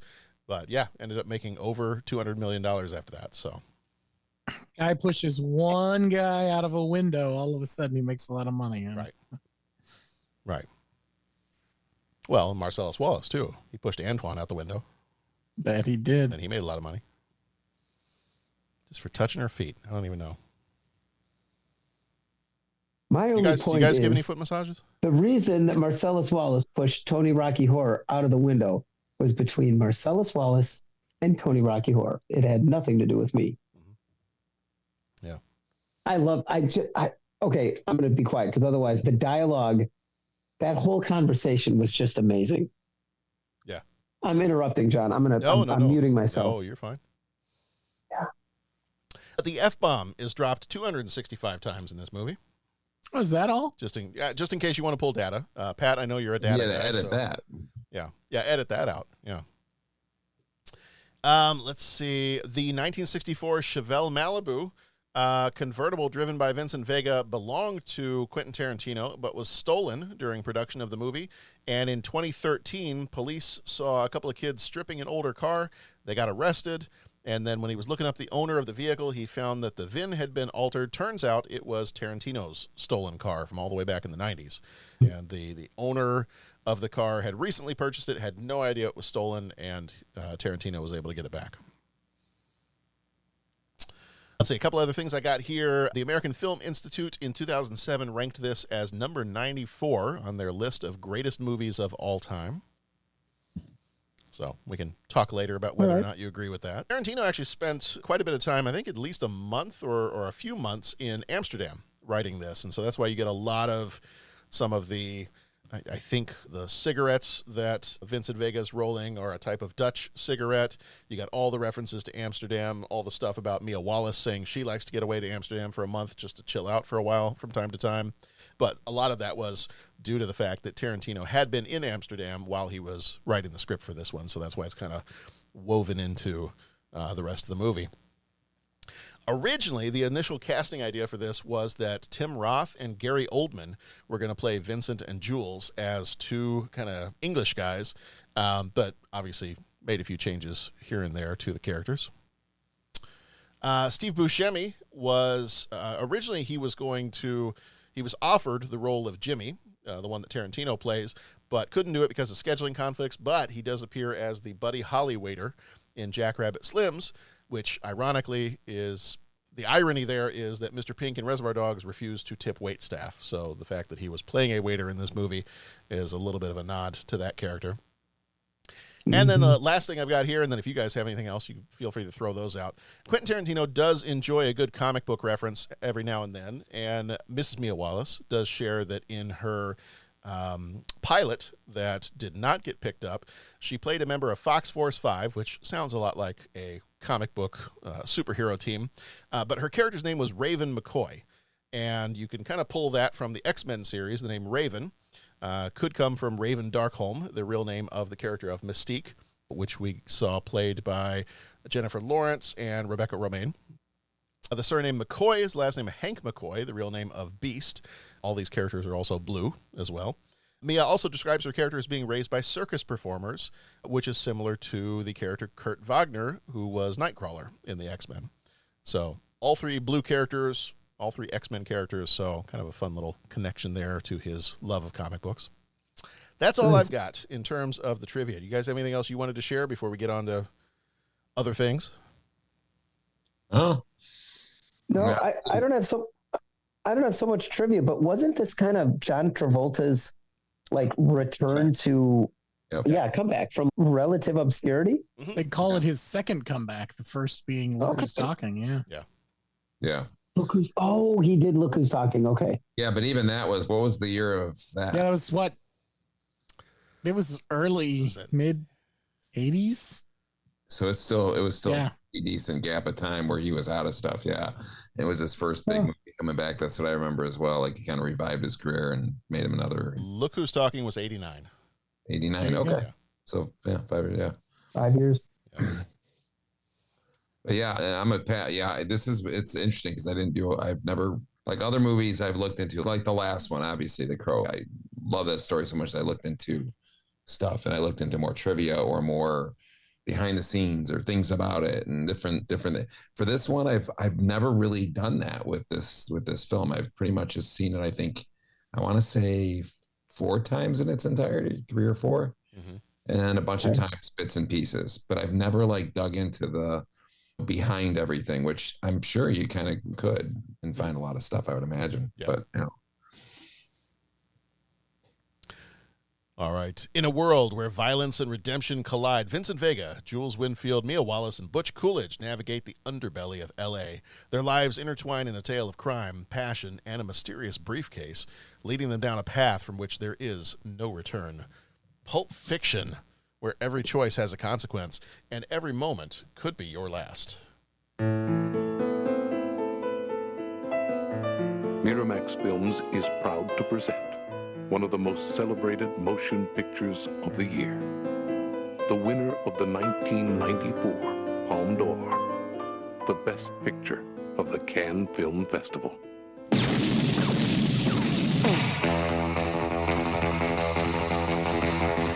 Come on, let's get in character. I'm so interested in Big Man's wife. Well, he's going out of town, Florida, and he asked me if I'd take care of her while he's gone. Take care of her? No, man. Just show her a good time, make sure she don't get lonely. Girl. You see, this is a moral test of oneself. I do believe Marcellus, my husband, your boss, told you to take me out and do whatever I wanted. Whether or not you can maintain loyalty. Night of the fight, you may feel a slight sting. Pride only hurts, it never helps. In the fifth, your ass goes down. I have to say, you play with matches, you get burned. We should have shotguns for this kind of deal. We're in a lot of danger, aren't we? I'm prepared to scour the earth for that movie. Oh, I'm sorry. Did I break your concentration? Get down, get down. You got a corpse in a car, minus the head in the garage. Take me to it.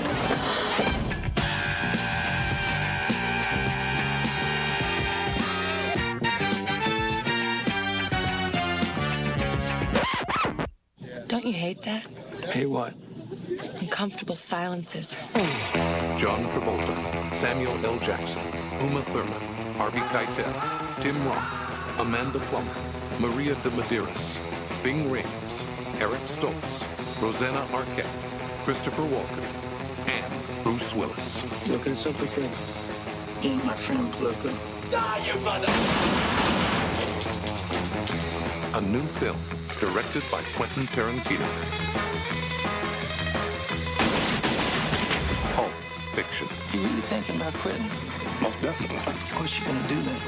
Basically, I'm just gonna walk the earth. What you mean walk the earth? You know, like Kane in Kung Fu.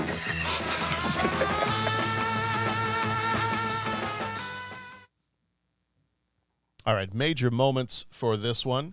This one, I didn't break it down into 10 major moments because there really are 7 different storylines that are going on here. So I'm just going to break it down into those 7 because I think that's probably a pretty natural way to do that. So we start off with the prologue in the diner. So it opens up in a diner with a couple, Pumpkin and Honey Bunny, planning and then initiating a holdup. Kind of escalates quickly as they are deciding to rob the patrons of the diner as they're having their discussion and kind of talking through like what they've done in the past and the dangers of robbing, the dangers of robbing certain places like liquor stores versus banks. And they kind of go through this whole little discussion and just a very sweet little conversation. And then, obviously some of this we're going to edit out a bit, but I feel like you have this very sweet little conversation and then it very quickly devolves into this. I love you, Pumpkin. I love you, Honey Bunny. Everybody be cool, this is a robbery! Any of you move, and I'll execute every last one of you! Yeah, so it starts off as a very sweet conversation between, man and a woman, and then turns into that. And number 2, the prelude to what I'm calling the moment we're calling Vincent Vega and Marcellus Wallace's wife. There's a quick little interlude here. Jules and Vincent Vega are kind of discussing their next job and kind of the upcoming assignment to entertain Marcellus Wallace's wife, Mia. And this will kind of set up one of the main story arcs of this whole thing. We also get in this scene, this is kind of the introduction to these 2 characters, to Jules and Vincent. And this is where we have kind of the hallway conversation about what happened to Tony Rocky Horror and the one really famous shot. Now, I don't think Tarantino was the originator of this, but I do believe the trunk shot is one that he made pretty popular. I believe the trunk shot existed before him, but that point of view shot, he's really good at doing point of view shots. And I think the one where he's shooting from the trunk as if you were a body in the trunk, let's say, is one that he popularized, even if he wasn't the first person to do it.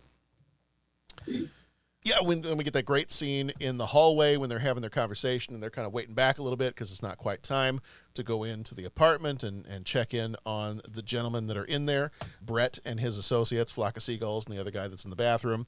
And I really enjoy that scene too because just technically it is, from what I recall, it's a single shot. And you're just kind of following them down the hallway as they're having their conversation. And I don't think that there's any cuts, to other angles or anything like that. So I think the whole thing is just a single shot there in the hallway. So, no, just kind of And I like how it stops following them when they walk down the hallway to finish their conversation. Yeah. We're early.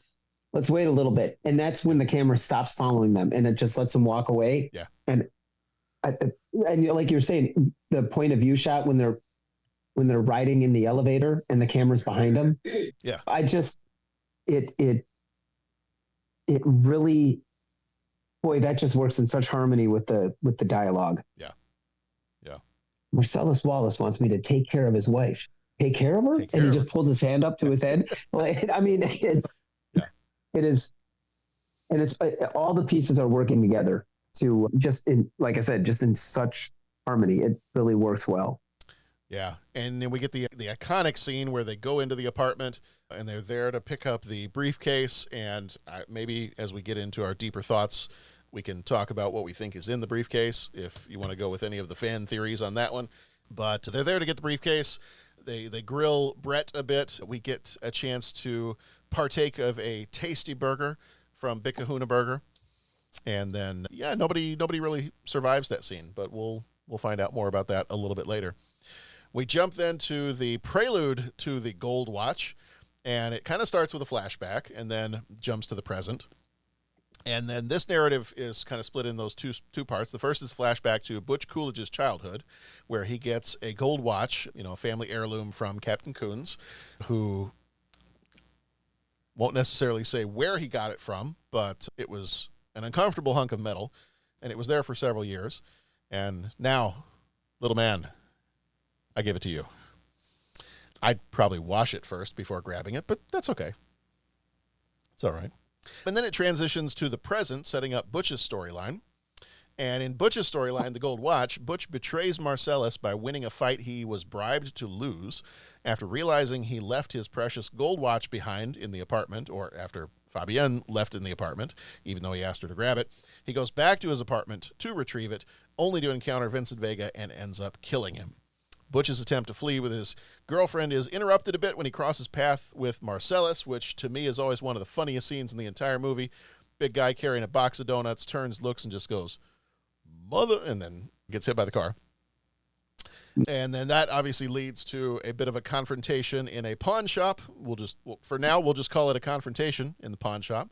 We've got some moral questions to discuss a little bit later related to that one.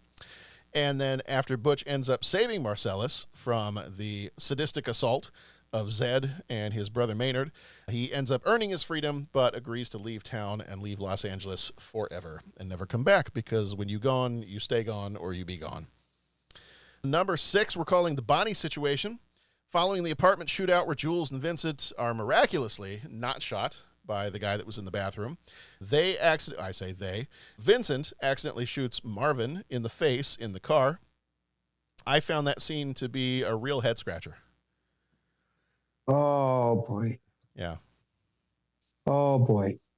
I mean, I felt like Marvin could have been the face of the movie. Words to fit your crime. There are not. Probably not. Oh Yeah. boy. Oh boy. I mean, something like that could turn you into a real head case, Oh, and see, it just keeps going. Yeah. The hits keep coming. Yeah.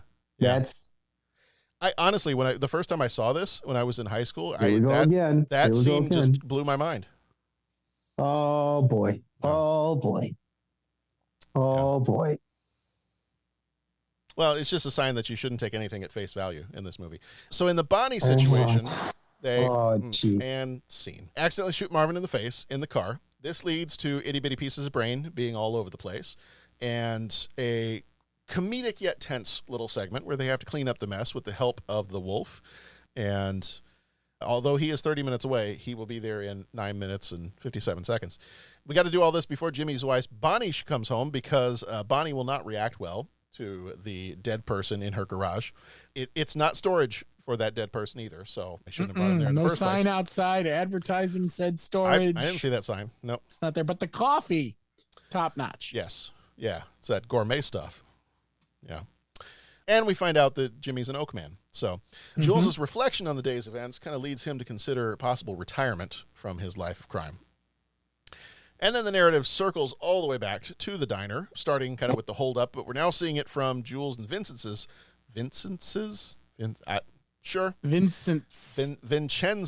perspective.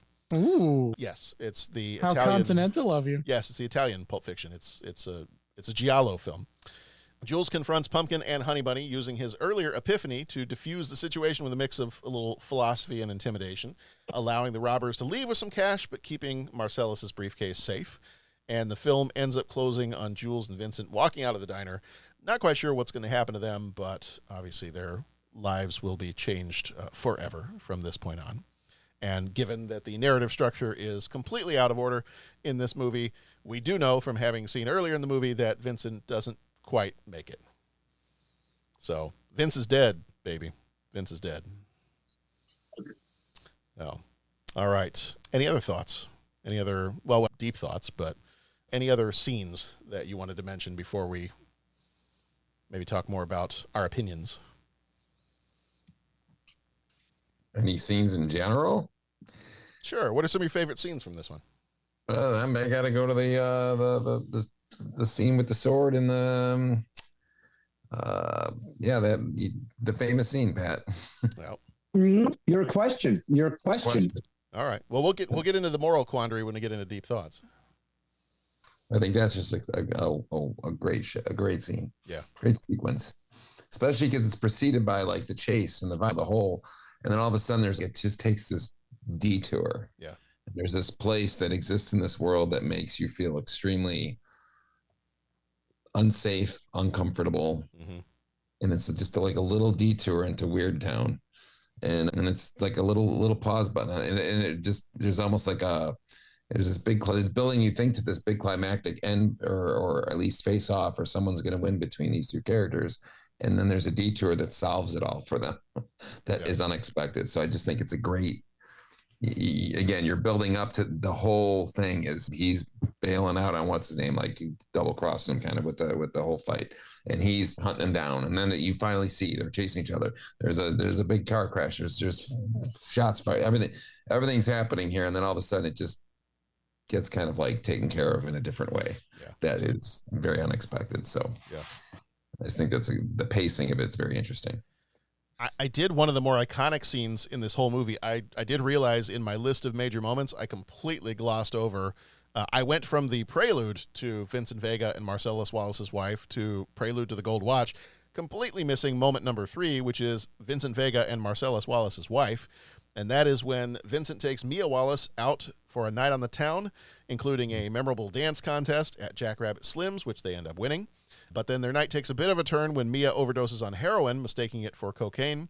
Vince ends up saving her life with a shot of adrenaline directly to her heart, which is probably one of the more iconic scenes in the entire movie. And again, having watched this as a maybe freshman or sophomore in high school, I don't know that I'd seen a movie quite like this before watching it. So, yeah, I think would that's say safe to say.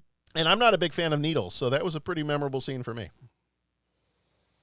So I think probably the most memorable scene for me might be the one where they have to do the adrenaline shot in the heart, like that entire scene, because up to that point I had never seen anything like that in a movie. I would say my favorite scene, and there are so many favorites in this movie, my favorite is probably when they go into the apartment to confront the guys, because there's so many fun lines in that one. There's so much, just Samuel Jackson devouring the scenery in that whole scene. And one of my favorite moments, which I reused, Bo, you might remember this. I don't remember if you were ever at any of the games.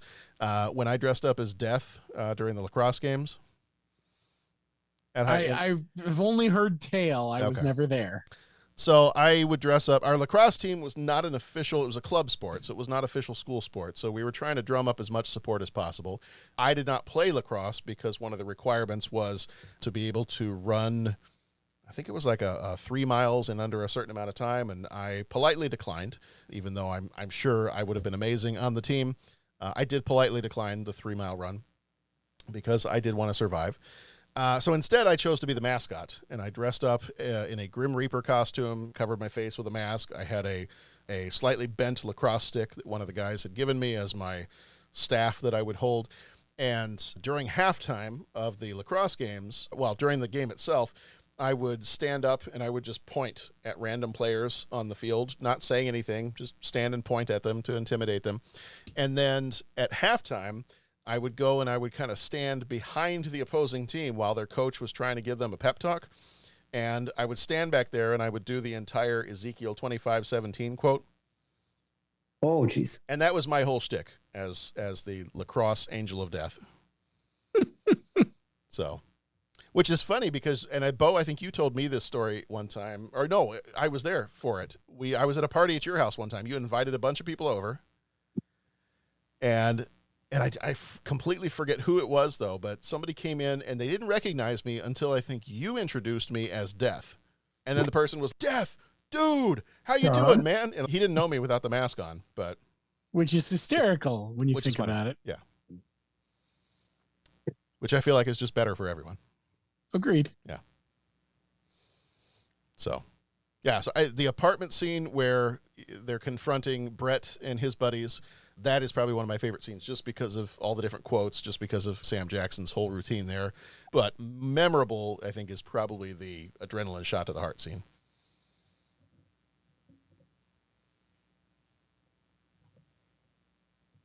Really? I mean, if you go into memory, because if it's memorable, yeah. When you first posed the question, I was just thinking of scenes that were just sometimes that was just a nice scene too. But I go memorable would still go with the pawn shop, but I still like little subtle scenes because again, Quentin Tarantino's films, and I think this is why some people either hate it or like it, but like it is his dialogue. Yeah. Like even going back to Reservoir Dogs, like the whole, like everything's just dialogue, and it's somehow he captures in some weird way things that you could see people talking about, but not necessarily. It's a weird kind of balance the way he has with it. Like it makes it original, but you could see people talking about that around like a place. But I like the speech with Captain Coons with Christopher Walken, where he just the whole monologue with the watch. Like that's one that for some reason I don't know if that's a combination of Christopher Walken, I'm sure it is, and the dialogue that he's been given there. But just that's just an interesting little moment, and how that watch is a cause. Yeah, and has to go back for the watch. and I just want to say, and this might be getting into the deep thoughts, but I mean, Dennis, I totally agree with you. And I love that Captain Coons speech. And it's really, because it starts off on one direction and it's almost mystical. It's like he knew he wasn't going to survive. He knew he was staring death. But he found this, what was the name? He found this pilot by the name of, and just the way he says everything, it's like mystic. It's man, what was that? Was it Winaki? Winaki, yeah. Winaki, a man of Winaki. And it's just, I mean, and the way Christopher Walken can tell a story, this is amazing. But then it turns the corner and then it gets all goofy. And then all of a sudden, and you notice Christopher Walken, suddenly the way he's telling it, he gets more into the Christopher Walken kind of, the voice gets the peaks in it. And then suddenly the story is, what the heck is he talking about? What? So he hid it. And it goes, in the only place he could hide something. His ass. Yeah, I know. And then here's this incredible. He wore this watch up his ass. Because it does. I pulled up the quote here. It starts off, this watch I got here was first purchased by your great-grandfather in the First World War. It was bought in a little general store in Knoxville, Tennessee, made by the first company to ever make wristwatches. Up until then, people just carried pocket watches. It was bought by Private Doughboy Ernie Coolidge on the day he set sail for Paris. It was your great-grandfather's war watch, and he wore it every day he was in that war. When he had done his duty, he went home to your great-grandmother, took the watch off, put it in an old coffee can, and in that can it stayed until your granddad, Dane Coolidge, was called upon by his country to go overseas and fight the Germans once again. This time, they called it World War II. And he's going through that whole thing, and then you're right. Like it takes a turn all of a sudden. It's like you're waiting for like this really watch. Like here's the watch, and it's going to be like this passed on. Yeah. It seems so serious. He's telling you every little detail about the watch, that it's so important, and then all of a sudden it ends up in someone's ass. And it's just yeah. He died of dysentery. He gave me the watch. I hid this uncomfortable hunk of metal. Then after 7 years, I sent home to my family, and now, little man, I give the watch to you, and he just grabs it immediately. Yeah. And it's funny because there's so much just artistry going on. I mean, the dialogue is incredible, right? The way the story goes, the delivery is incredible. And John, you captured that the way he was saying it, and then it was picked up by your great grandpa, Dane Coolidge, and the way he says those names, it's like there's so much impact to them, and so you've got that going on. And then you have a little bit of like the physical pacing of it. And you see this, excuse me, you see this in, what was that movie, 4 Rooms, where each director wrote a different part of the movie. And Quentin Tarantino's room is very similar to this scene, because in Quentin Tarantino's room, it's about this bet where they bring the bellhop in, right? And isn't the bellhop the one character that bounces around? And it's all about, can you grab the money before the knife comes down or whatever?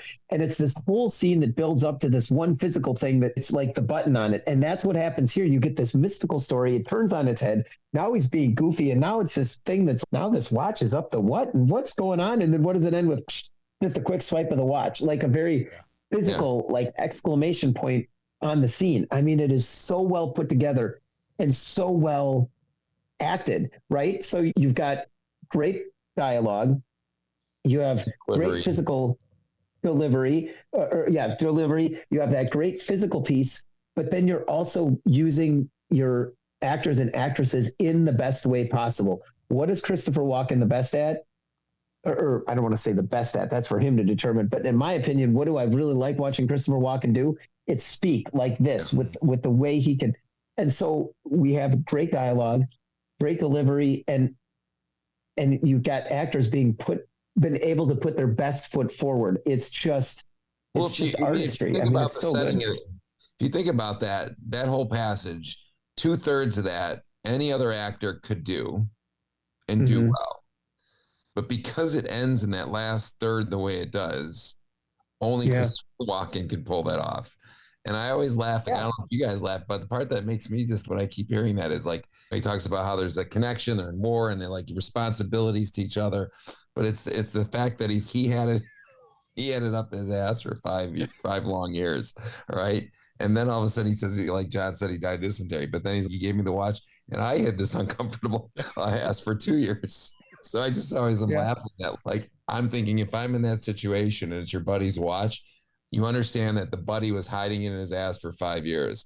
But then if I get passed on that watch, I don't think I'm putting it in my ass. It's like he just naturally just put it in his ass to hide it as well too. It was just like, and the blocking of the scene. I don't know why, because it's so serious, and there's like this passing of this important heirloom that's going to be passed on to generation after generation, and then it just ends with like you said, the way it ends, the way it ends. That last bit can only be pulled off by Christopher Walken.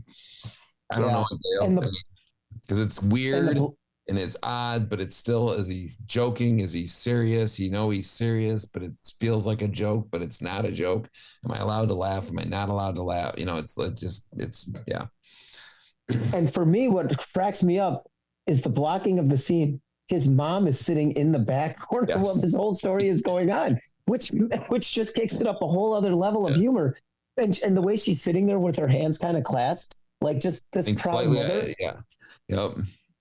And it's just, oh my God. And I don't know why, but I mean, it is so well done. And like I said, it all builds up with the whole story ends and just grabs the watch. And it's those little scenes, like I said, that's why, again, like the question is memorable, like the big, everybody remembers these scenes. But I think ultimately, if you're kind of a Quentin Tarantino fan or appreciate it, it's like those little scenes that make the bigger scenes. Like anyone else could edit half this stuff out. Like obviously the watch is important for him to remember, but there could have been 1,000 other things he forgot that he had to go back for to a certain degree. But obviously this important heirloom is a key thing. But like, other people would not have spent, and that's what some people don't like about his movies, is because it makes them longer, is he has these dialogue laden scenes that anybody else is going, what is he talking about? Why is this even in here? But you appreciate that or you don't. Like it happened in Django. It happens in Inglourious Basterds. Like every movie he has. How many people remember the opening scene of Reservoir Dogs where they're talking about Madonna? And is that really? Well, you remember because you wouldn't watched it with your daughter. That was the scene that you were just, hey guys, I'm going to watch this with Autumn. Is there anything in there? There's nothing really bad. It's kind of violent and everything. You came back, your eyes were like a sausage. I forgot about that entire first conversation. I can't believe I watched that with my daughter. Well, luckily she was older though, so yeah. Yeah, still interesting. Yeah, I was going to give Hunter a watch after watching this movie with him. Ask him where this thing's been. Where this has been in the last 10 years. It's your obligation now to. And one of the things I love about that scene, I actually have the movie playing while we're talking, and it caught up to that scene where Christopher Walken first comes in. I love the fact that the mother is standing in the background this entire time, just listening to the whole story. Yeah. And she doesn't seem to be reacting to it. She's just listening to the whole thing as he's telling it. And, let's get on into some of our deeper thoughts on this one. We've got some moral quandaries to discuss here.